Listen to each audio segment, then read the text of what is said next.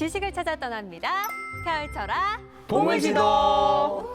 네, 사실 두 분에게 저는 강의를 듣기 전에 이걸 먼저 묻고 싶어요. 문과이냐 이과이냐. 저는 개인적으로 뼛속까지 문과거든요. 두 분은 어떠세요? 저는 수학을 되게 좋아했지만 문과 나왔습니다. 아, 네. 수학을 좋아하는 문과. 예. 이눅 씨는요? 먹는 건가요, 그게? 문과 이과요. 문과 이과 먹는 것도 있긴 한 것 같아요. 저 운동만 해가지고 네. 이게 뭐 어떻게 나눠지는 거죠? 와, 어떻게 나눠지느냐. 야, 어렵다. 문과 이과가 근데 이제 야구를 어렸을 때부터 하면은 굳이 나누지 않나요? 나누진 않죠? 어. 교실을 안 들어가서. 아, 교실을 들어가지 않으니까 그쵸. 내가 문과인지 이과인지 네. 아직 모른다. 그 와서 들은 얘기인데 네. 그 아빠님의 문과라고 하는 것 같더라고요. 대체로 그런 네. 쪽이 많아요. 제가 3반보다 넘어간 적이 없으니까 문과인 것 같아요, 아마도. 아, 그럼 문과인가 봐요. 네, 문과인 걸로. 이렇게 문과 3명을 두고 어떤 강의를 펼쳐주실지 사실 오늘 모실 두 선장님이 문과, 이과 할 것 없이 두루 활동하고 계신 분이거든요. 아마 저희도 이해를 잘 할 수 있게끔 설명해 주시지 않을까 생각이 듭니다. 오늘의 주인공 모셔보겠습니다. 선장님 나와주세요. 네, 안녕하십니까. 박재식입니다. 네, 반갑습니다. 이렇게 또 불러주셔서 정말 감사합니다.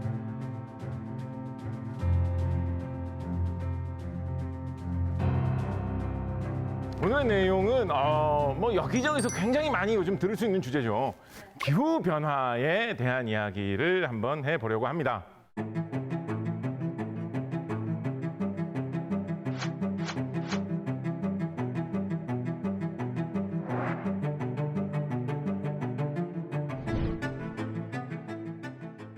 우리나라에 1400년대, 그러니까 15세기에 나와 있는 글 중에 유두류록이라고 하는 그런 글이 있습니다. 여행기 같은 거예요.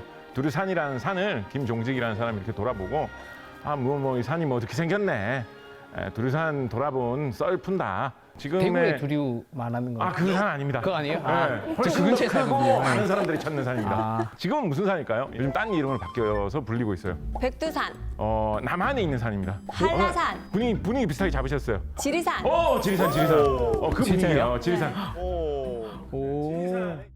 지리산의 옛 이름이 두류산이었습니다. 두류산을 돌아다니다가 이 사람이 이상한 전설을 하나 듣습니다.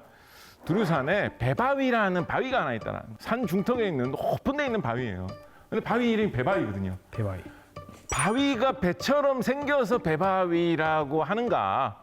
산 꼭대기 근처에 바위가 있는데 배바위라고 부르는 거예요. 이상하잖아요. 길 안내해 주던 사람이 설명을 해줍니다. 이 바위가 왜 배바위가 됐는지.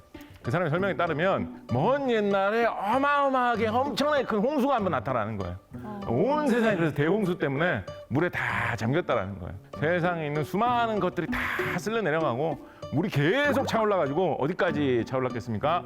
그 지리산도 윗부분만 남고 거의 잠길 정도로 엄청난 홍수가 났다라는 거예요. 그 상황 속에서도 어떻게 저떻게 살아남아가지고 일부 착한 사람들이 겨우겨우 배를 타고 대피한 사람들이 있었는데, 그 사람들이 배를 타고 떠돌아다니다가 잠깐 쉬어간다고 이렇게 물 위에 솟아나온 바위에다가 배를 대고 배를 묶어가지고 잠깐 쉬어갔는데, 지금 물을 빠지고 나서 보니까 그 바위가 지금 산 꼭대기 근처에 있는 이 바위다 라고 해서 그 바위 이름이 배바위가 됐다라는 것입니다.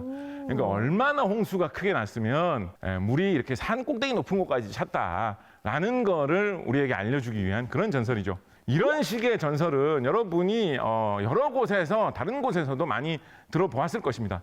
우리나라뿐만 아니라 뭐 세계 각지의 온갖 전설, 신화 속에서 이런 대홍수 이야기는 많이 내려오고 있죠. 네. 이런 이야기는 우리가 대충 어떤 건지 한번 비슷한 버전으로 어디선가 한번 들어봤어요. 맞아요. 그렇다 보니까 요거를 이용을 해가지고 기후 변화에 대해서도 경각심을 불어넣어 주려고 하는 그런 식의 이야기들이 과거에 사실 많이 있었습니다.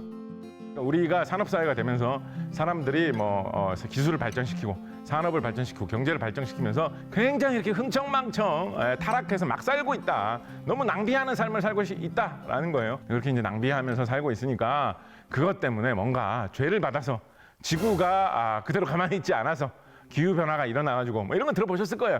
남극과 북극에 얼음이 녹고 또 날씨가 더워지니까 바닷물이 불어나면 그러면 세상이 물에 잠기기 시작할 거다. 이런 식의 기후 변화 종말론이 한때 많이 좀 이야기되던 시절이 있었죠. 요점이 기후변화 종말론이 과연 다인가라고 생각하면 요점이 약간은 조금은 틀어져 있지 않느냐 이런 생각도 좀 들게 되었습니다. 요즘 기후변화 때문에 바닷물이 많아지고 해수면이 높아져가지고 잠기는 거 이런 것 때문에 고생을 하는 나라들 어디가 있느냐 막 이런 걸 이야기해 보면 자주 언급되는 나라들이 남태평양 쪽에 있는 그런 나라들입니다. 대표적으로 피지 같은 나라들 이런 나라들 많이 이야기되고 있는데요.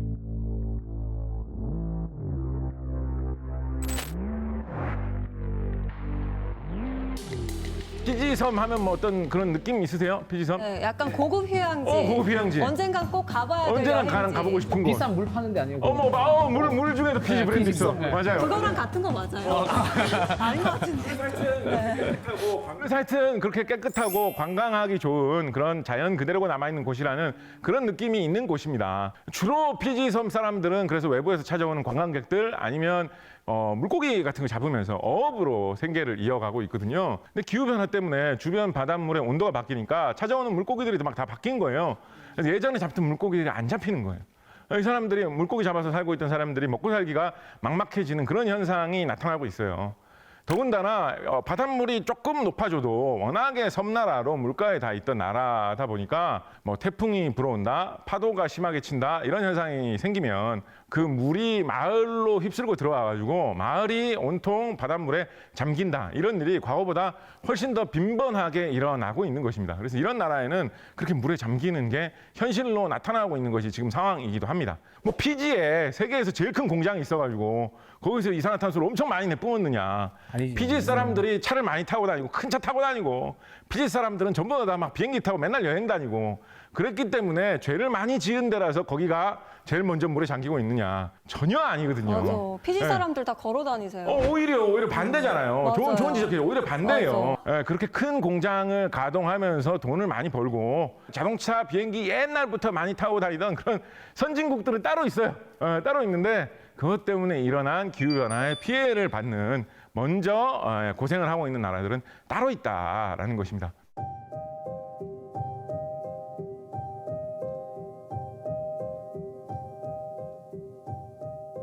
기후변화 종말론이 우리가 기후변화라는 게 이렇게 심각한 문제다. 경각심을 갖기 위해서는 유효한 점이 있었는데 너무 기후변화 때문에 세상 다 끝장난다. 인류가 멸종된다. 이런 이야기만 너무 생각을 하게 되면 당면한 현실적인 문제를 좀 생각을 못하게 되는 경향이 있어요. 세상이 다 정말 종말될까? 이 세상이 다 끝장나고 나도 사라지게 될까? 너무 이런 큰 문제만 생각을 하게 되니까 한편으로는 지구가 종말한다 이런 식의 이야기만 생각을 하게 되면 너무 무력하잖아요. 세상이 종말하는데 내가 할 수 있는 일이 뭐 그렇게 있겠어요. 열심히 살기 싫어져요. 그런 것도 있고 뭐 기후변화 이런 걸 막기 위해서는 무슨 뭐 일회용품 같은 걸 쓰지 말자 뭐 이런 얘기 많이 하잖아요. 근데 뭐 종이컵에 뭐 커피 같은 거 이렇게 마시는데 이거 종이컵 안 쓰면 지구가 종말할 게 안 하니까 뭐 그렇게 별로 감이 안 오거든요. 그래서 너무나 이런 종말론 이런 게 경각심을 갖는다라는 의미에서는 뭐 도움이 되는 이야기일 수 있지만 현재 기후변화 문제가 현실로 벌어지고 있는 지금 상황에서는 세상이 다 같이 종말하는 게 기후변화 문제다라는 거에만 너무 빠지는 것은 오히려 좋지 않을 수가 있다라는 이야기입니다. 네, 지난해 한반도를 강타한 111년 만의 폭염처럼 기후변화는 이제 현실로 다가왔습니다. 그렇다면 현실적으로 생각을 하면 기후변화라는 게 어떤 문제냐. 2021년도에 8월 달에 IPCC라는 국제기구에서 발표한 보고서를 보면 지구의 평균 온도가 과거 대비 1.5도 정도 상승한다라고 하면 이거를 우리가 막아보자라고 이야기를 하고 있거든요. 근데 못 막을 것 같아요. 지금 돌아가는 걸 보면 1.5도가 올라가는 건 못 막기 쉬울 것 같아요. 1.5도라는 게 꽤 큰 차이예요. 꽤 크죠. 평균 1.5도 정도 전 세계적으로 기온이 올라가면 어떤 일이 발생을 하느냐. 가뭄이 2.4배 정도 증가한다. 홍수가 1.5배 정도 증가한다. 태풍이 10% 정도 늘어난다라고 전망을 하고 있습니다.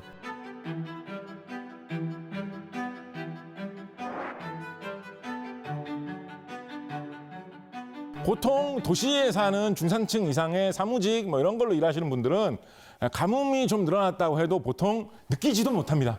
뉴스 못 같은 데서 느끼죠. 가뭄이 네. 심각하다 이런 얘기 하지 않으면 가뭄이 일어난 거 뭐 비 얼마씩 오는지 재면서 다니는 사람 없잖아요. 가뭄이 들었다라고 하면 아 요즘 날씨 참 놀러 가기 좋은 날씨네. 요즘 이렇게 날씨가 맑아. 그냥 이러고 말아요. 가뭄이 웬만히 일어난다고 해가지고 갑자기 뭐 수돗물이 안 나고 이렇게 되는 경우가 거의 없거든요. 그렇지만은 농사를 지으시는 분들, 물을 꼭 사용하셔야 하는 그런 사업을 하시는 분들은 원래 비 내리는 것보다 한 일주일, 열흘만 비가 안 내린다라고 해도 농사 망해가지고 1년치 내가 먹고 살 게 없어지는 그런 손해를, 문제가 되는 네. 거거든요. 근데 최근에 산불 같은 거 있잖아요. 산불이 자주 발생하고 또 한 번 발생하면 대형 화재 되고 하는 것도 기후변화랑 상관이 있다고 하더라고요. 그런 추정도 우리가 많이 하고 있습니다. 네. 우리나라는 워낙에 여름에 비가 많이 오기 때문에 이 더운 거하고 습한 거를 많이 같이 연결해가지고 떠올리는 경향이 있는데 사실은 비만 안 오면 온도가 높이 오를수록 오히려 뭐가 바싹바싹 마르고 건조해지기가 쉽죠. 우리 헤어드라이어기 사용할 때도 찬바람 나오는 게 아니라 뜨거운 바람 나오잖아요. 네. 그래서 비만 안 오는 날씨면 기온이 높아지면 모든 게 더 잘 마르게 되는 거예요. 그래서 예전에는 뭐 담배꽁초나 불씨 조금 날려도 불이 안 날 상황인데도 기후변화 때문에 워낙에 온도가 높은 날씨인데 비가 안 오는 봄철이나 가을철, 겨울철에 따뜻한 날씨가 지속이 되면 건조해져서, 세상이 네. 엄청 다 말라가지고 약간의 불씨만으로도 산불이 크게 나는 이런 일이 발생을 하는 거죠. 거기서도 마찬가지 현상이 발생해요. 산불을 난다고 해가지고 도시에서 아주 기름 많이 먹는 멋있는 차를 타고 다니면서 10m도 안 걸어 다니고 무조건 차만 타면서 아주 이산화탄소 배출 많이 하는 그런 부유한 삶을 살고 있다. 내가 사는 집에 산불이 날 가능성 별로 없잖아요. 나 도시에 그렇죠. 살고 있는데 부유하게. 산불 난 곳에서 산불이 덮쳐와가지고 자신의 집을 잃고 자신이 일하던 산을 잃고 자신의 삶의 터전을 희생당하고 생명의 위협을 받는 사람들 그 외진 산골에 사시는 분들이거든요. 그분들이 보통 사람들보다 이산화탄소를 덜 배출하면서 생활했지. 그 사람들이 이산화탄소 배출 많이 하면서 살아서 벌 받아가지고 거기 산불 나는 게 아니거든요. 그런 식으로 기후변화의 피해는 각계각층의 약한 고리를 공격을 하면서 우리 공동체를 이렇게 좀 좀먹는 게 기후변화다. 다 같이 뭐 종말하고 이런 거에 기후변화가 아니고 그런 식이다라는 것을 이해를 일단은 해 주시면 좋겠습니다. 이산화탄소 배출량에 있어 부유층이 더 큰 영향을 준다는 보고가 나왔습니다.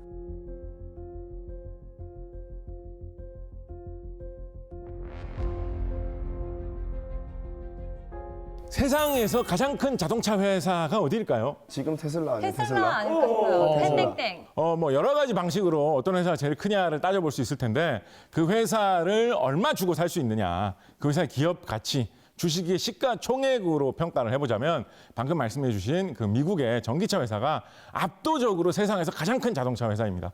우리나라에서도 이 회사에 주식하시는 분들은 투자하신 분들이 엄청 많아요. 제 주위에도 많아요. 네, 많으시죠? 네. 그래서 이런 분들이 요즘 제일 민감하세요. 기후변화 관련해서 무슨 대책이 나왔다더라. 뭐가 어떻게 바뀐다더라라고 하면 주식 뭐 오를까? 주식 내리는 거 아니야? 그것 때문에 미국 증시 전체적으로 가라앉는다. 그런 현상이 요즘 비일비재하게 일어나고 있는 시대입니다. 한번 예를 들어서 한번 우리가 생각을 해봅시다. 예를 들어서 미국의 바이든 대통령이 어디 국제 무대에 가가지고 혹은 미국 전체를 대표하는 자리에 가가지고 앞으로 서민들을 위해서 어떤 자동차에게 정부가 좀 더 지원을 해주면 좋을까 이런 생각을 하는데 바이든 대통령이 어느 날 이런 생각을 했다고 생각해 봅시다. 그래도 아무래도 서민을 위한 자동차라고 하면 생선이나 야채 같은 거 트럭에 이렇게 싣고 다니면서 돌아다니면서 판매하는 이런 게 좀 미국에 그런 게 있는지는 모르겠어요. 예를 들어서 그냥 시나리오로 말씀드리는 거예요. 그러니까 아무래도 그런 트럭을 돌리는 경유차, 디젤 차를 좀 지원해 주는 게 서민을 돕는 길 아니냐라고 생각을 해가지고 바이든이 그런 이야기를 하면 미국 사람들 아마 되게 싫어할 거예요. 디젤차, 경유차는 유럽에서 잘 만드는데 왜 거기다가 돈을 주려고 하느냐. 미국을 대표하는 건 전기차 아니냐. 기후변화 문제 때문에도 전기차 서로 하려고 난리인데 왜 전기차에 투자를 해준다고 안 하느냐. 너무 독일 회사에서 돈 받아 먹었냐. 이런 식으로 공격하지 않겠습니까? 그럼 바이든 대통령 나와서 얘기할 수밖에 없는 거예요. 다들 전기차를 타야 됩니다. 국제 무대에 가서도 딴 나라에 가서도 우리 기후변화 문제를 해결하기 위해서는 다 같이 전기차를 탑시다. 이제부터 전기차 안 타는 나라는 우리 미국이 제재를 하겠습니다. 이런 이야기 하지 않겠습니까? 그래야지 미국 산업이 발전하고 미국 자동차 회사가 잘 되고 미국 경제가 발전해서 미국 국민들이 다 박수 쳐줄 텐데 그런 식으로 전기차 기후변화에 대응할 수 있는 산업 쪽으로 세상이 흘러가는 흐름이 있다라는 것이죠.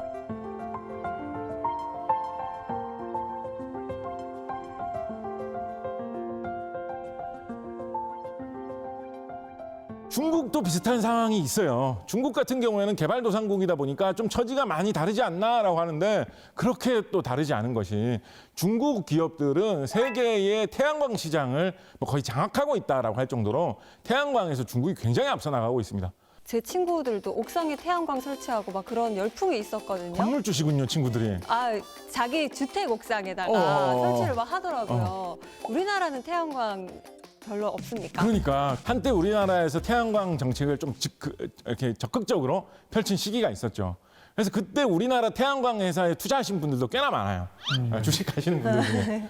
근데 그분들의 예상이 많이 빗나간 게 태양광을 우리나라에서 많이 한 거는 사실이지만 우리나라 회사에서 태양광 하는 것보다 중국 회사가 더 빨리 더 잘하다 보니까 오히려 우리나라 태양광 회사는 중국 회사에 눌려가지고 빛을 별로 못 봤어요. 유럽 같은 경우에도 상황이 크게 다르지 않아요. 예를 들어서 세계 최대의 풍력 발전 회사 어디에 있을까요? 제주도. 네. 덴마크 회사가 풍력 발전에서는 세계적으로 굉장히 앞서갑니다.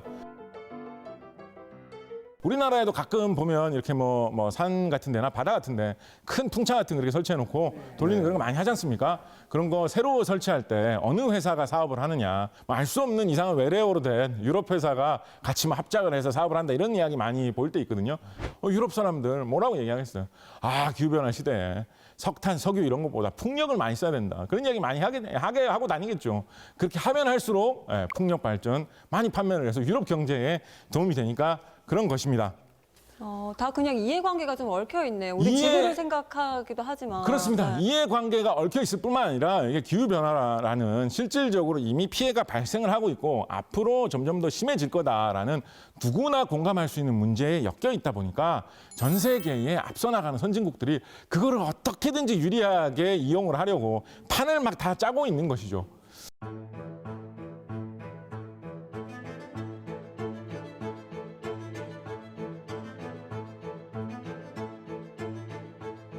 금년에 굉장히 크게 문제가 되는 것으로는 CBAM. 시밤? 시뱀? 시밤? 시뱀요?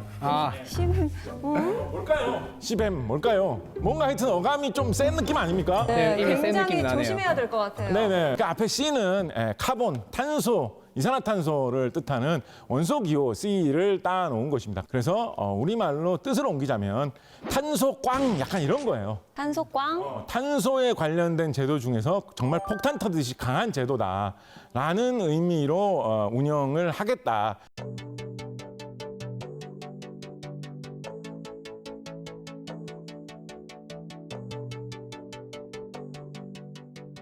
사실은 관련 업계에서는 굉장히 무시무시하게 여기고 있는 제도입니다. 유럽이 아닌 나라에서 유럽 당국이 정해놓은 품목의 제품을 유럽으로 수출을 할 때 만약에 그 나라의 그 제품을 판매한 그 회사가 파는 쪽이 이산화탄소 배출을 줄이기 위한 노력을 유럽 회사보다 덜 하고 있다면 그 차액만큼을 돈으로 내라라는 거예요. 한국 회사에서 무슨 제품을 시멘트를 유럽에 한 보따리 수출을 하려고 한다. 근데 가만 보니까 한국 회사는 유럽만큼 이산화탄소 배출을 줄이기 위해서 그렇게 노력을 안 하는 것 같다라고 판단이 되면 그 차액만큼은 돈으로 유럽 당국에다 내고 팔아라라는 그런 형태의 제도입니다. 좀 세네요. 근데 이게 약간 어떻게 보면 불공정할 수도 있을 것 같은 게 사실 유럽이나 선진국 같은 나라는 일단 기술이 발전이 되어 있잖아요. 그래서 탄소를 낮출 수 있는 뭔가 기술도 어느 정도 보급이 됐을 수 있는데 이제 막 개발을 시작하는 그런 나라들은 따라가기 바쁘잖아요. 근데 이런 것까지 다 맞출 수가 있을까요? 나중에 그 격차가 더 커질 것 같은데. 정확하게 보셨습니다. 그래서 사실 이게 불공평하다라고 볼멘 소리 하는 데도 많이 있어요.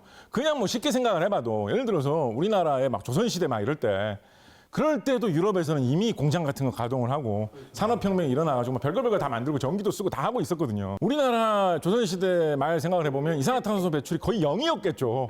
기계 같은 거 돌리고 이런 거 없었으니까. 아무도 차 타고 다니는 사람들 없고 기차도 없고 이러니까. 그런데 그때 조선시대에 유럽 사람들이 조선에 와가지고 당신 나라는 이산화탄소 배출 진짜 안 하네요. 대단하십니다. 이러면서 돈 줬느냐.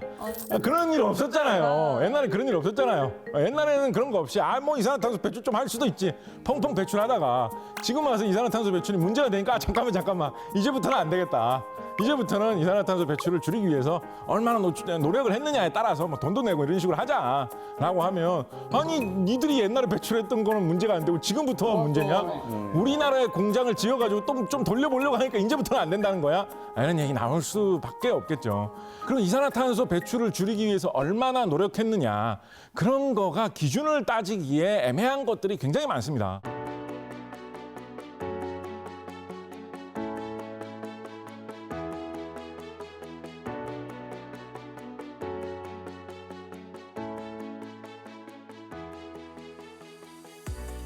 어떤 회사는 직원들을 출퇴근시키기 위해서 통근버스 운영하는 회사가 많이 있잖아요. 그죠? 근데 직원들이 많아가지고 통근버스를 100대를 운영한다라고 칩시다.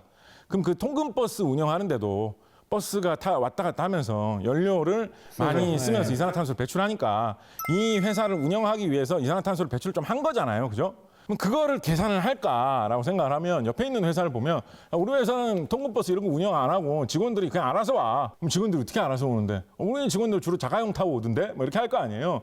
그럼 그 회사는 통근버스를 운영은 안 하지만 직원들이 각자 다 자기들이 자차로 오니까 오히려 이산화탄소 배출은 더 많이 했을 거란 말이에요. 그럴 수 있죠. 버스 타고 오는 게 아니니까. 그런데 이 버스가 이 회사의 소속이고 회사에서 운영해 주는 거란 이유만으로 버스의 이산화탄소 배출까지 계산을 해가지고 너네는 사업을 하면서 이산화탄소를 배출을 되게 많이 한다라고 평가하면 억울하다고 생각할 거 아닙니까? 애매하네요. 네, 그래서 그런 것 때문에 애매한 부분들이 뭐 종목마다 이런 이산화탄소 배출에 대해 계산량을 계출할 때는 그런 게 되게 많이 있습니다. 그래서 지금 현장에 있는 기업들은 어떤 식의 생각도 하고 있냐면 이거 유럽에서 전문가들을 다 데려와가지고 유럽 기준으로 유럽의 법령에 맞춰서 봤을 때 우리나라는 어느 정도로 잘 되고 있는지 못 되고 있는지 좀 판정을 해달라고 해야 되나 이런 생각도 하고 있거든요. 그러면 그 자체가 또 다 돈인 거예요. 유럽의 전문가들, 유럽의 전문 회사를 고용해가지고 한국까지 불러들여가지고 다 돈 주고 밥 먹여주고 하면서 그런 거를 다 이렇게 해야 되는 일이잖아요. 유럽 회사들은 그런 거 할 필요 없잖아요. 어차피 유럽 내에서 다 맞춰가지고 하고 있었을 테니까. 그거만큼 비용 부담이 발생하는 거예요. 또 유럽이 이산화탄소 배출을 줄이는 분야에서는 앞서 나가고 있는 것도 사실이기 때문에 유럽 기준을 다들 따라라라고 하는 거에 대해서 뭔가 그런 이야기를 걸기도 또 이게 그렇게 좋은 명분이 없는 거예요. 따르긴 따라야 되는데 조금 찝찝하긴 하네요. 이거 이 손해를 어떻게 할 거야. 그래서 뭐 온갖 이야기들이 나옵니다. 유럽에서 이거를 모든 분야에 막 전면적으로 당장 다 시행하는 게 아니에요. 지목한 몇몇 분야가 있습니다. 시멘트, 철강 이것도 그런 식으로 품목을 정해놓은 것도 나름대로의 방향성과 이유가 있습니다. 유럽에서 그냥 아무 품목이나 정해놓은 게 아니에요. 생각을 해보니까 그런 게 있는 거예요. 옛날에는 철강 같은 거 좋은 강철 제품 유럽에서 되게 잘 만들었거든요. 영국, 독일, 프랑스 이런 데서 잘 만들었습니다. 근데 지금은 세상의 딴 나라들이 기술이 발전하면서 한국이나 일본이나 중국, 인도 이런 데서도 철강 제품을 꽤나 잘 만들 수 있게 됐어요. 그런데 단가는 아무래도 한국이나 중국이나 인도 공장이 생산하는 게 단가는 더 싸게 먹힐 거 아니에요. 여러 가지 이유로. 그러니까 품질은 비슷한데 가격은 더 싸니까 유럽 제품이 경쟁이 잘 안 되는 거예요. 이제 유럽에서 유럽 나라들마다 막 사람들 다 막 우리 장사 못 해 먹겠다. 큰일 났다. 한국 제품들한테 다 뺏긴다라고 이렇게 막 고민을 이야기할 거 아닙니까? 그래서 유럽에 똑똑한 사람들이 다 고민을 한 거예요. 어떻게 우리가 경쟁력을 좀 회복을 할 수가 있을까? 유럽이 한국보다 나은 게 뭐가 있나? 생각을 하다가 찾아낸 거예요. 유럽이 환경에 대한 투자, 기후변화를 방지하기 위해서 노력했던 거 이런 거는 한국보다 한결 앞서 있구나. 이거를 어떻게 이용을 해가지고 우리가 앞서 나갈 수 있는 방법을 찾아보자라는 이런 게 분명히 포함되어 있습니다. 그래서 철강 제품은 아무 제품이나 다 그런 거 아니에요. 예를 들어서 유럽에서 뭐 잘 만드는 포도주 같은 거 이런 거 뭐 그런 거 그런 없습니다. 거에는 탄소세 안 매겨요? 그런 거 없어요. 포도주 지그들만 유리하게 하고 웃기네. 한국에서 뭐 포도주 수출할 때 뭐 CBM을 걱정하고 이런 거 없습니다. 이런 제품을 찍은 거예요. 자연을 보호하고 뭐 이런 거와 관련된 문제이지만 한꺼풀 더 들어가면 이게 지금 너무나 현실적인 문제가 되어 있기 때문에 경제 문제, 산업 문제, 먹고 사는 문제로 굉장히 깊이 들어간 그런 가장 대표적인 충격적인 사례가 씨뱀이기도 합니다.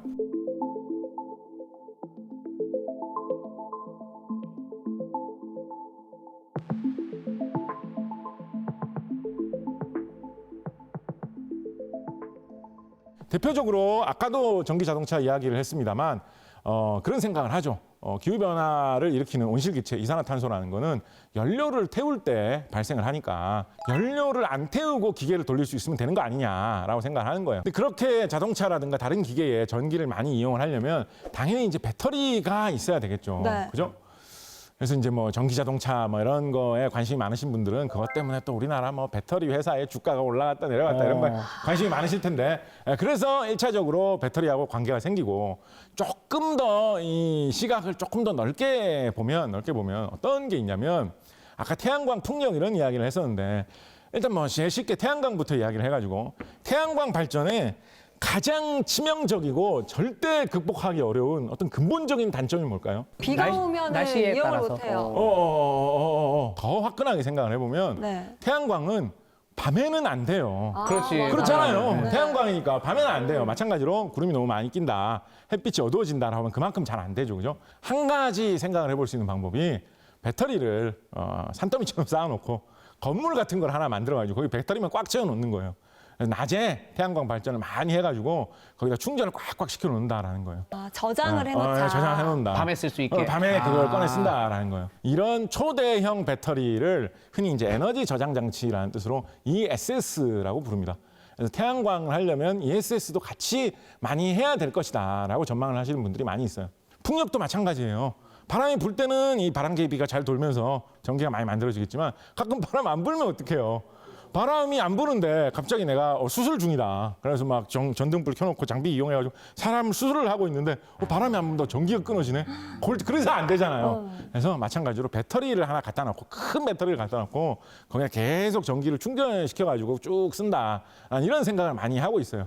그래서 재생에너지가 많이 퍼지면 퍼질수록 전기 자동차나 그런 전기를 사용하는 기계가 많이 늘어나가지고 배터리 수요도 늘어날 것이고 이 재생에너지의 단점을 보완하기 위해서 ESS, 에너지 저장 장치를 많이 설치하면서 배터리를 또 엄청 많이 사용하게 될 것이다 라는 생각을 사람들이 다 하고 있거든요. 전 세계 모든 나라들이 하고 있는 전망이에요.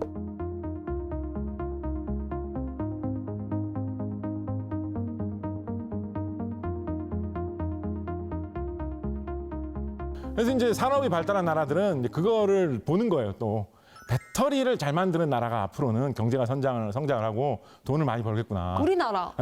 거기에 굉장히 앞서서 뛰어들어가지고 굉장히 열심히 노력한 나라가 말씀하신 대로 우리나라죠. 한동안 우리나라가 전기 자동차에 들어가는 배터리를 세계에서 가장 많이 만드는 나라였어요. 요즘 배터리라고 하면 배터리 중에서 제일 인기 많은 배터리 방식이 뭔지 혹시 아시는 분 계신가요? 리튬? 네. 네, 리튬이온 배터리가 요즘의 배터리의 대세죠. 그죠? 우리 뭐 스마트폰부터 시작해가지고 전기 자동차까지 대부분의 요즘에 제일 성능 좋은 배터리다라고 하면 리튬이온 배터리가 다 깔려 있어요. 드론 배터리도 리튬이라고 막 맞아요. 리튬이온 배터리라는 걸 제일 먼저 상용화해가지고 대량 생산하는 나라가 일본입니다. 일본. 우리 권 선생님은 기억하실 것 같기도 하고 옛날에는 이 카세트라고 해가지고 왜 저만 기억하죠? 선생님 연배상으로 리튬이온 배터리 개발한 일본 과학자는 노벨상도 받았습니다. 세상을 정말로 바꿔놓은 발명품이에요. 세계에서 두 번째로 리튬이온 배터리를 대량 생산하는 데 성공한 나라는 어디일까요? 우리나라. 한국입니다. 대한민국입니다. 진짜요? 그래서 우리나라가 이 배터리 산업에서 굉장히 앞서 나가 있었어요.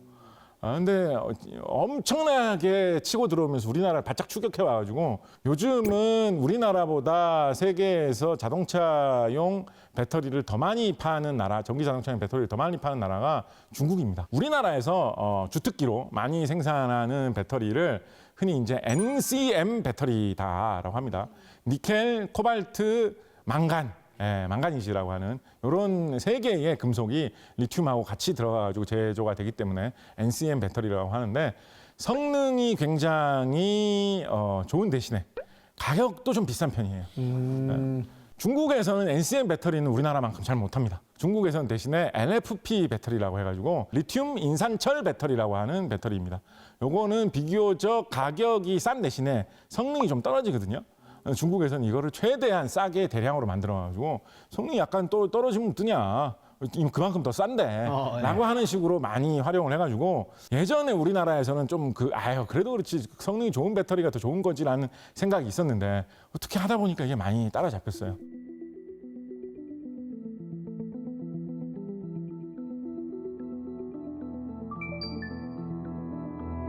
콩고 민주공화국이라는 나라 어디 있는지 아세요? 혹시? 아프리카 쪽인가요? 아프리카 쪽, 아프리카에서 대충 어디쯤 있는지 아세요? 밑에요. 네. 모르겠어요. 보통 대부분의 사람들이 어디 있는지도 모르는 나라입니다. 콩고 민주공화국, 아프리카 중심부에 있습니다. 아프리카에서 거의 가장 큰 나라입니다. 이 콩고 민주공화국에서 아까 NCM 배터리의 주 재료라고 말씀드렸던 코발트를 전 세계 생산량의 절반 이상을 이 나라에서 혼자서 생산을 다 합니다. 그래서 콩고 민주공화국이 정치 상황이 굉장히 불안합니다. 전쟁이 일어나고 내전이 일어나고 서로 싸우고 뭐 수도는 누가 지배하고 있는데 어느 지방에는 그 지방에 뭐 세력가가 있고 그 동네에 세력가가 있지만 어떤 광산은 어떤 장군 한 명이 또 차지하고 있고 어디는 뭐 조폭 같은 사람이 거기를 다 뭐 차지하고 있는 그런 동네가 있고 굉장히 정치 상황이 불안한 그런 곳입니다. 그래서 그 정치 상황이 얼마나 불안해지느냐 안전해지느냐에 따라서 어떤 때는 코발트를 좀 싸게 사올 수도 있고 어떨 때는 서로 싸우고 이러면 코발트를 못 사오게 될 때가 있잖아요. 근처에 오지 마. 일단 쟤부터 내가 처리하고 코발트를 팔든가 말든가 할게. 이럴 수 있잖아요.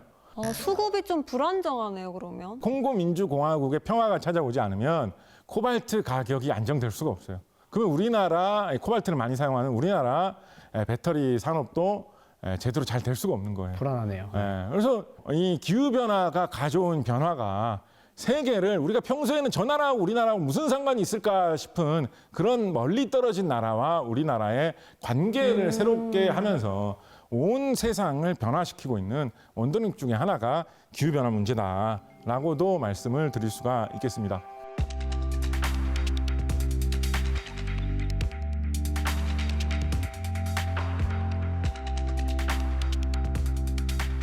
또 하나는 우리나라에서 많이 하고 있는 걸로 수소에너지라는 것도 생각을 해볼 수가 있습니다. 아까 연료를 태우는 데서 이산화탄소가 발생을 한다라고 말씀을 드렸잖아요.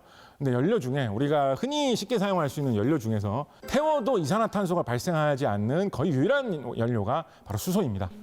수소는 안에 탄소 성분이 전혀 없기 때문에 태워도 이산화탄소가 발생하지 않고 수소를 태우면 이산화탄소 대신에 뭐가 발생을 할까요? 물이 생긴다, 물이. 이게 신기하죠. H2O. 요즘 우리나라에서 많이 생산돼가지고 돌아다니는 차 중에 수소차라는 게 있습니다. 수소를 태워서 가는 차는 아닙니다. 수소차는. 이거 많이들 착각하시는데 수소차는 어떻게 보면 전기차의 일종이에요. 수소차에도 전기 모터가 들어있어요. 전기로 가는 차예요. 그러니까 그러면 수소를 연료로 써서 돌아가는 게 아니에요. 전기 모터가 달려 있어요. 가는 원리는 전기차와 같아요. 그런데 일반 차는 보통 리튬이온 배터리가 이제 쫙 깔려 있거든요. 근데 수소차는 리튬이온 배터리 대신에 수소 연료 전지라는 게 달려 있어요. 이 수소 연료 전지라는 거는 전기로 충전시키는 게 아니라 수소를 주입을 해주면 그게 충전되는 듯한 효과를 준다라고 보시면 됩니다. 그래서 수소를 주입을 해주면 그걸 태워서 쓰는 게 아니라 그거를 전기로 바꿔가지고 차를 돌리는 게 우리나라에서 돌아다니는 수소차입니다. 그러니까 엄밀하게 말하면 수소 연료 전지차라고 해야지 좀 더 맞는 얘기인데. 그러면 그렇게 하면 그 수소차는 지나가면서 막 물이 줄줄줄 나오나요? 그렇죠. 줄줄줄 나오진 않고요. 보통 이렇게 수증기를 이제 뿜어내면서 가게 됩니다. 그 물이 되게 순수하고 깨끗한 물이거든요.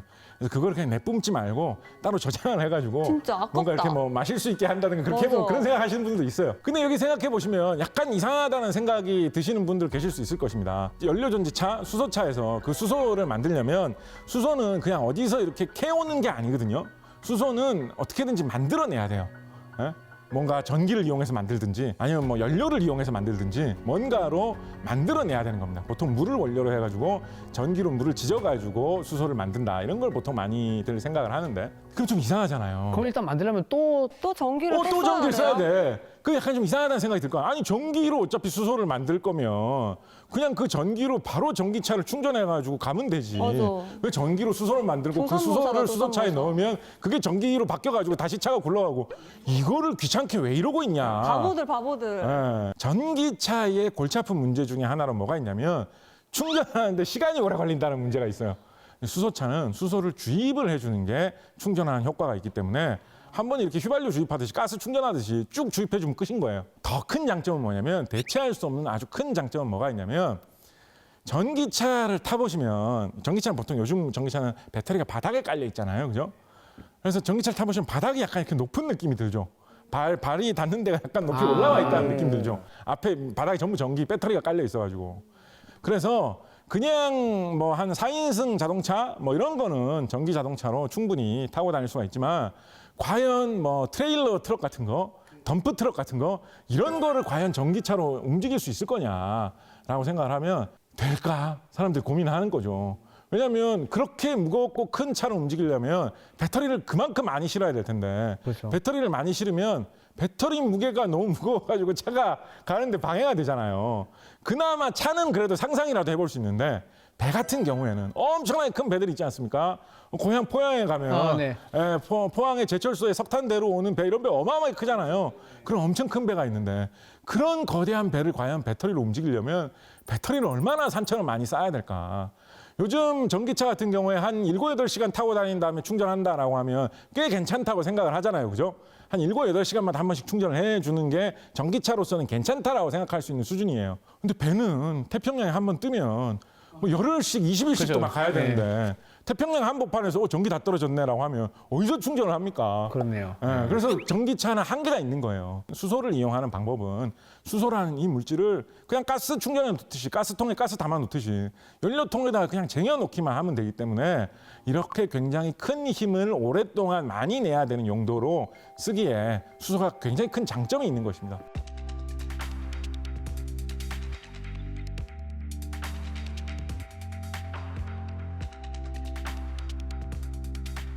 전기로 날아가는 비행기를 만들어가지고 거기에 사람을 많이 태우고 다닌다라는 거를 상상하기가 굉장히 힘든데 수소 같은 경우에는 이미 비행기를 초월해가지고 로켓을 수소로 날리는 경우가 많이 있습니다. 우주 로켓 같은 경우에 연료를 수소로 쓰는 경우가 많이 있어요. 그런 게 수소의 장점입니다. 그 수소가 장점이 많잖아요. 네. 수소차가 좋거든요. 앞으로 수소차가 일단 나오고 더 발전돼서 수소 배도 나오고 수소 비행기도 나오고 하면 참 좋겠다. 이런 거 생각해 볼 수 있거든요. 그런데 수소의 한 가지 큰 문제가 뭐가 있냐면 뭐 큰 문제는 아니라고 할 수 있는데요. 수소 관련해서 세계에서 1등인 나라가 우리나라라는 것입니다. 언뜻 들으면 아니 우리나라가 1등이면 좋은 거 아니에요? 네.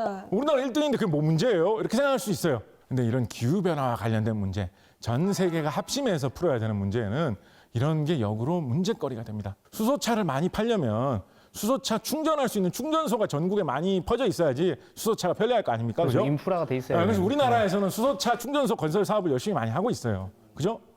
근데 예를 들어서 미국에서 어떤 정치인이 수소차 충전소를 온 미국에 건설합시다 이러면서 이야기하고 다니면 너 한국에서 돈 먹었냐?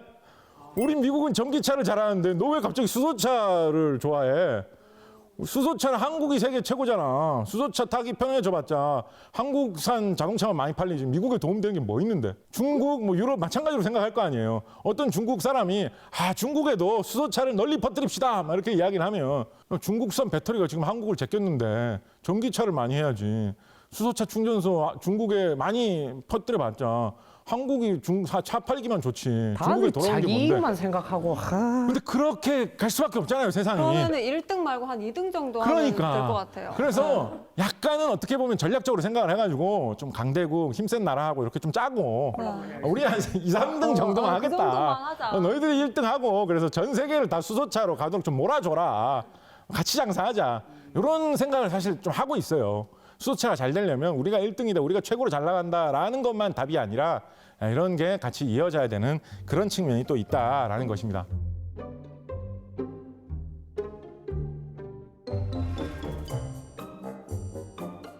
기후변화 문제 대책으로 마지막으로 말씀드리고 싶은 것은 CCU라는 것입니다. 편의점. CCU가 뭘까요? 카본 캡처 앤 유틸라이제이션, 탄소를 흡수하고 탄소를 포집하고 탄소를 빨아들이고 활용한다라는 이야기입니다. 이게 무슨 얘기냐면 지금 우리가 뭐 전기차 이야기도 했고 태양광 이야기도 했고 풍력 이야기도 했는데 이런 거는 다 앞으로 이산화탄소를 배출을 더 이상 하지 않기 위한 것들에 관한 이야기입니다. 그잖아요. 그죠? 지금 이미 기후변화가 많이 시작돼 있어요. 그렇잖아요. 이미 골치 아픈 상황이에요.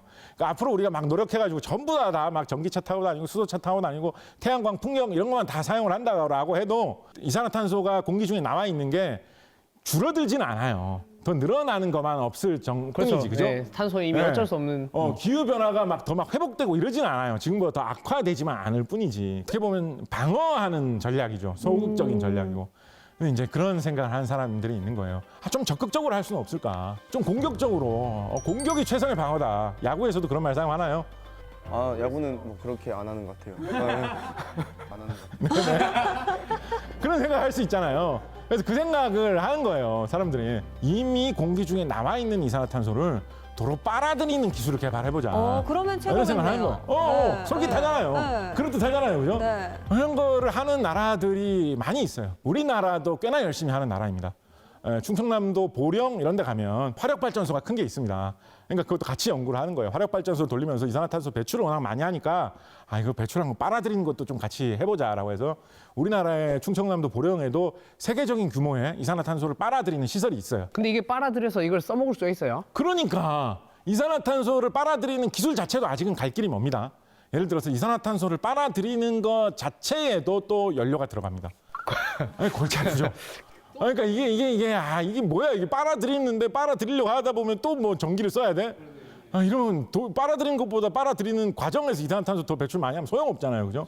이산화탄소를 빨아들이는 거를 정말 잘 빨아들일 수 있다. 그런 기술이 나왔다라고 치더라도 정말 골치 아픈 문제로 마지막까지 남는 문제가 그걸 어떻게 할 것인가. 그게 좀 답이 없는 거예요. 이산화탄소를 빨아들여가지고 이산화탄소 이만큼 있어요. 이만큼 있다 칩시다. 그걸 잘 빨아들였네라고 해가지고 그래 뭐 이렇게 털털 이렇게 털어버리면 소용없잖아요. 그러면 네. 힘들게 빨아들여가지고 이렇게 부어버리면 다시 날아가면 아무 소용없잖아요. 그죠? 그걸 어디다가 둘 거예요. 그거를 이게 기체로 돼 있는데 무슨 쓰레기처럼 어디 쌓아놓을 수 있는 것도 아니고 그잖아요. 철통 같은데 담아놓을까? 근데 그러면 철통을 계속 만들어야 되잖아요. 끝도 없이 철통을 이산화탄소 저장용 탱크를 계속 만들어야 될 거 아니에요. 그거 만드는 게 또 보통 일이겠습니까? 우리나라에서는 지금은 어떤 방법 정도 생각을 하고 있냐면 그냥 아무데나 뿌리지 말고 식물은 광합성을 할 때 이산화탄소를 빨아들이고 산소를 내뱉는다라고 하잖아요. 그래서 농사 짓는 곳에 식물을 키우는 곳에 그냥 웬만하면 뿌리자. 그냥 허공에 아무데나 뿌리지 말고 식물을 키우는 데라도 조금은 보탬이 되니까 그렇게 뿌리자라는 정도를 생각하고 있는 것입니다. 실제로 우리나라에서 이걸 추진하는 회사가 있어요. 이산화탄소를 빨아들여가지고 배에다가 실어요. 뭐 유조선 같은 이런 배에다가 가득가득 채웁니다. 큰 배에다가 채워요. 그런 다음에 그거를 어디로 보낼까요? 호주로 보내요. 호주로. 멀리 호주까지 보내요. 호주에 보내면 호주의 광산이나 유전같이 지하에서 뭔가를 캐낸 곳 중에 그런 기체가 잘 새어나가지 않을 곳으로 추정되는 곳들이 몇 군데가 있어요. 거기다가 이산화탄소를 부은 다음에 밖으로 나오지 못하도록 틀어 막으면 이산화탄소를 외부에 노출되지 않게 잘 담아둘 수 있지 않겠느냐라고 생각을 하는데 생각을 해보시면 이산화탄소를 빨아들인 다음에 그거를 저 남반구에 있는 호주까지 배를 태워가지고 싣고 가가지고 원유 막 써가면서 가가지고. 가가지고 거기다가 저장을 하고 돌아온다라는 게 얼마나 고생스러운 일입니까? 그렇게 한다고 해서 무슨 뭐 금이 나오고 은이 나오는 것도 아니고 그냥 버리는 것 뿐인데 그런데도 그 방법에 도전을 하는 회사가 우리나라에 지금 있을 만큼 그만큼 이산화탄소를 포집을 하는 것도 잘 안 되는데 빨아들이는 것도 잘 안 되는데 없애기가 어렵다라고 하는 게 골치 아픈 문제입니다. 그래서 과학자들이 연구하고 있는 게 뭐냐면 저 CCU 중에 마지막 글자 U, Utilization, 활용이라는 것입니다. 저 빨아들인 이산화탄소를 뭔가 유효한 걸로 활용할 수는 없을까? 예를 들면 과학자들이 많이 연구하는 걸로 저 이산화탄소를 빨아들여가지고 뭔가 어떤 플라스틱 재료 같은 걸로 바꿀 수는 없을까? 이런 생각을 하고 있는 거예요. 그렇게 고급진 플라스틱이 아니라도 상관없어요. 왜냐면 안 그러면 이걸 돈 주고 호주까지 가가지고 버려야 될 건데 그거 가지고 뭐 모양 별로 안 좋아도 뭐라도 써먹을 수 있으면. 네. 무게추로 쓸 수 있는 것만 이런 거 종이 같은 거 날아가지 못하게 눌러두는 용도 그런 거 쓸 수 있는 걸로만 만들어져 있어도 처분 방법이 없는 것보다는 낫잖아요. 그죠? 그래서 그런 거 연구하고 있거든요. 만약에 그런 거에서 좋은 성과가 나온다라고 하면 정말 큰 기후변화 문제의 발전이 이루어지겠죠. 왜냐하면 이산화탄소를 빨아들여가지고 그런 식으로 유용한 거를 만들 수 있게 된다라고 한다면 막 우리가 뭐 이산화탄소를 어떻게 하자 어쩌고 막 난리는 안 쳐도 사람들이 다 서로 그걸 하려고 할 거예요. 맞아. 이산화탄소를 빨아들여서 유용한 걸 만들어서 팔 수 있다, 돈이 된다라고 하면 나도 돈 벌래 하면서 서로 앞다투어 그걸 하지 않겠습니까? 그렇게 되면 뭐 아까 말했던 어떤 탄소 배출이나 이런 거에 대해서도 걱정을 덜하게 되겠네요. 이제 덜 할 수 있죠. 규제할 필요가 덜 하게 없어서. 되죠. 예, 그래서 그런 기술도 있는데 역시 뭔가 고민스럽고 기술 개발할 것도 많고 가야 될 길도 멀고 국제 협력 같은 것도 중요하고 호주에 묻지 말고 어디에 그럼 묻어야 될까? 다른 방법으로 하면 안 묻는 방법도 있을까? 여러 가지로 고민하는 그런 문제입니다.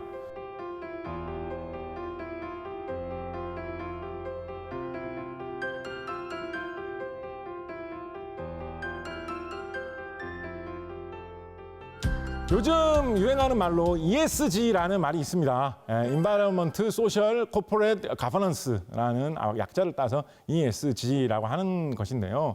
이런 문제에 관심이 많으신 분들은 비슷한 말이 예전부터 좀 쓰이고 있는 거 들어보신 적 있을 거예요. 예전에는 뭐 Sustainability, 뭐 Management다 뭐 이런 이야기를 쓰던 적도 있었고, 뭐 CSR, Corporate Social, 뭐 Responsibility를 중시해야 된다, 뭐 비슷한 이야기, 기업이 환경을 중시하는 게 기업에게도 도움이 된다 이런 이야기 예전부터 많이 해왔습니다. 그러면 우리나라 말로 하면 뭐예요, ESG가? ESG, 환경, 사회, 기업 지배부 구조 이런 뜻입니다. 불과 얼마 전까지만 해도 기업이 환경을 중시한다, 환경을 생각하는 기업이다라고 하면 보통 어떤 걸로 그걸 받아들이냐면 저 기업은 이미지를 좋게 하려고 환경에 투자를 한다. 저 기업은 소비자들한테 좋은 이미지로 일종의 광고와 선전의 목적으로 환경 보호를 한다고 설명을 한다라는 식으로 풀이를 많이 했어요. 실제로 그게 중심이었고. 그런데 요즘 ESG, 요즘의 환경 문제와 기업과의 관계라고 하는 것은 거기서 보는 시각이 좀 바뀌었습니다. 요즘은 단순히 환경에 대해서 투자를 하면 그 기업의 이미지가 좋아진다라는 것을 넘어서 가지고 딴 데 투자를 안 하고 환경에 대해서 투자를 하고 있는 걸 보니까 저 회사는 미래에 대해서 적극적으로 투자를 하는 회사구나. 저 회사는 앞으로 잘 되겠구나. 저 회사는 앞으로 더 성장할 기회가 있겠구나. 라는 경제적인 관점으로 환경 문제를 평가를 한다라는 것이죠.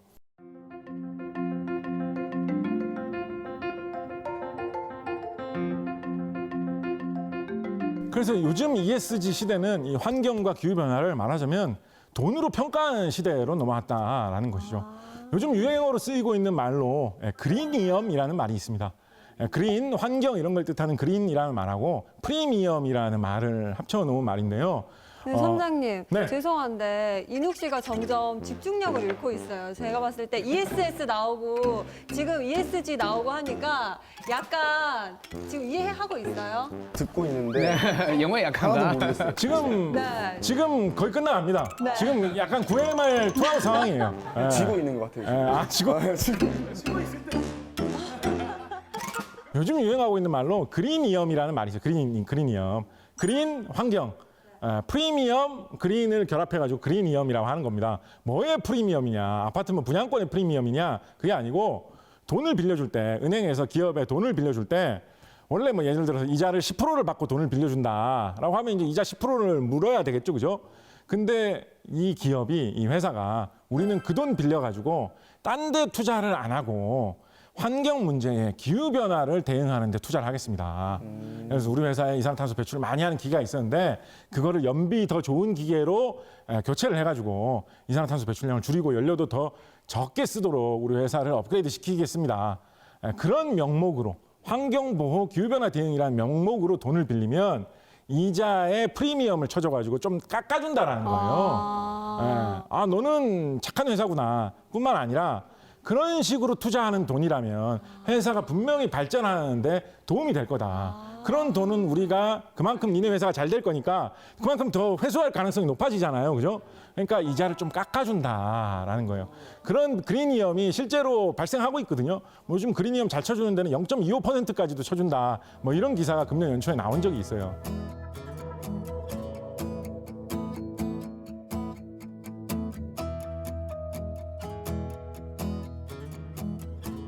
최근에는 이런 금융당국 같은 데서 기후변화에 대한 투자, 환경 보조에 대한 어떤 고민, 미래에 대한 생각 이런 것을 돈으로, 경제로 평가를 해주는 시대가 되었다라는 것입니다. 그럼 그거는 개인으로는 못하고 회사 단위로 하는 그렇습니다. 그런 회사들이 요즘 지금 너무 대출 너무 아니 금리 얘기 나오니까 네. 개인도 ESG 해당되냐고. 대구에 집 사야 되는데 네. 어떻게 환경 열심히 하고 이렇게 증명하면 안 되나 싶어서. 금리 좀 낮춰주나요?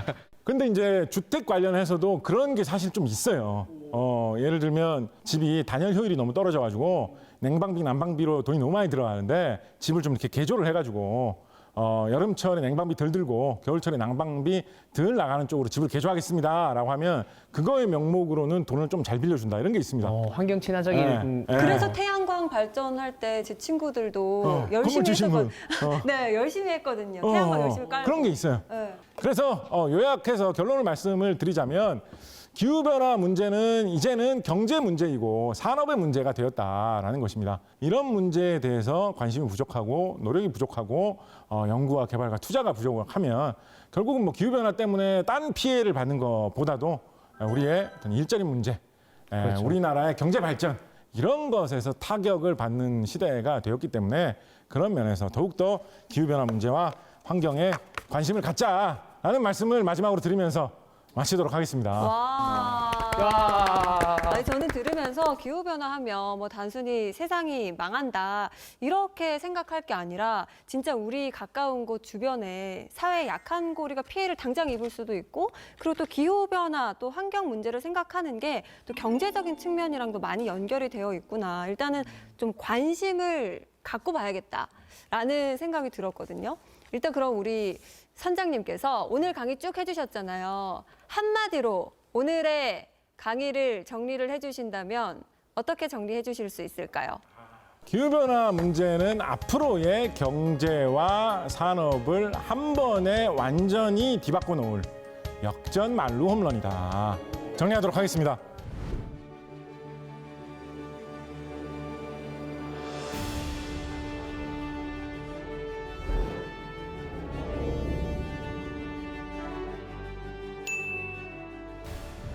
아니 두 분 이렇게 오늘 수업 들어보셨잖아요. 어떠셨어요? 저는 오늘 선장님 이야기 들으면서 많은 생각을 했습니다. 사실 우리가 좀 더 잘 살기 위해서도 여기에 관심 가질 필요가 있다.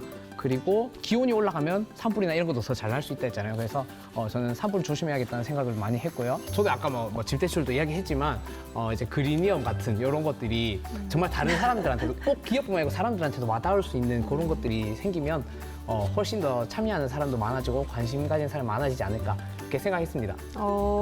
알겠습니다. 우리 인욱 씨는 수업 잘 들었죠? 듣긴 잘 들었는데 네. 또 앞에서 너무 이렇게 딱 많이 해놓으니까 아니 우리 진짜 솔직해져요. 나 진짜 이번 수업 듣고 딱 이런 거 느꼈다. 저는 못 알아들었지만 조금 새로운 경험을 한 것 같아가지고 그것만으로도 좀 유익한 시간. 25% 정도 보통 뭐 타율도 그 정도 나오면 뭐 괜찮지 않습니까? 아니, 그 정도 나오면 이제 그 정도보다 조금 올라가는 수준, 그 정도면 저는 뭐 무리 없다 생각합니다. 자, 다음 행선지는 어디가 될지 기대해 주시고요. 이제 함께 인사를 해보도록 하겠습니다. 찾아라 보물이 되는 지식도감!